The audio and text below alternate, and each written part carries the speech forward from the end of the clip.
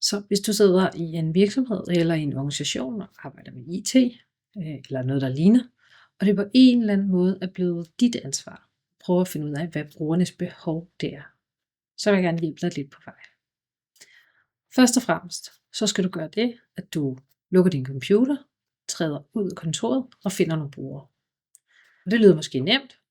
Det kan det også godt nogle gange være. Nogle gange er det også svært. Men du kommer ikke ud om det. Du er nødt til at finde nogle brugere, du rent faktisk kan tale med. Så det er ligesom nummer 1.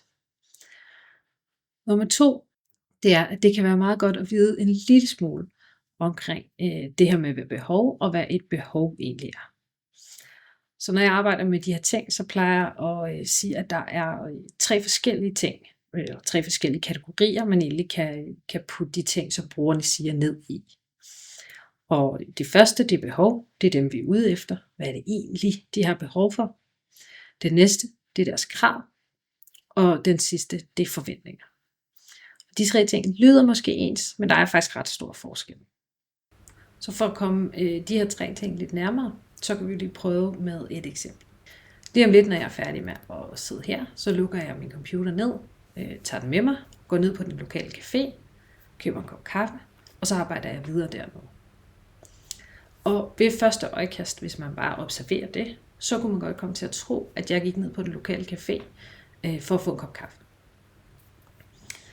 Hvis man så taler med mig, og rent faktisk spurgte mig, så ville det første, jeg sagde, måske også være, at jeg var gået derned for at få en kop kaffe.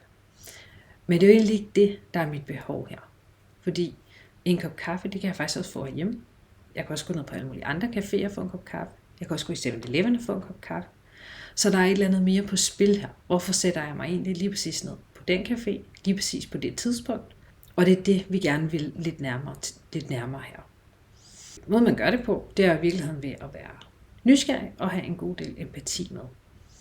Så hvis man tager derned og taler med mig, og man spurgte, hvorfor sidder du her? Så starter jeg med at svare, at det gør jeg for at få en kop kaffe. Så kunne man jo spørge, jamen, hvorfor drikker du ikke bare din kaffe derhjemme?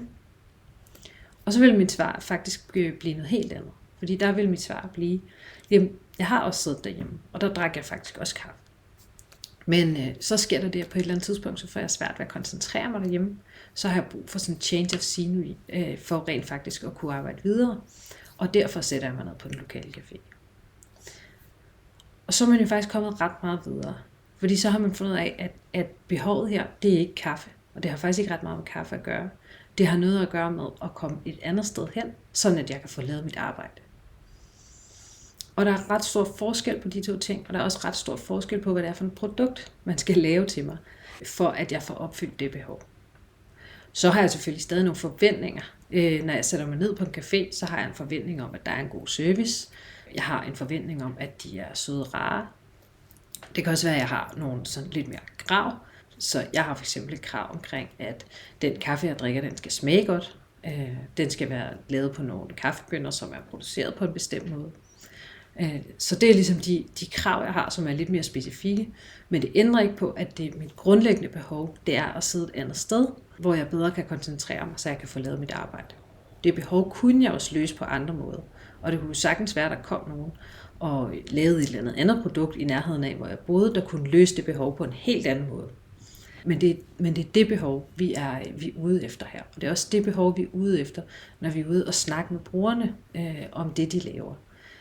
Så altid en god idé at være vildt nysgerrig. Hele tiden spørge ind, hvorfor gør du det? Hvorfor gør du det på den måde?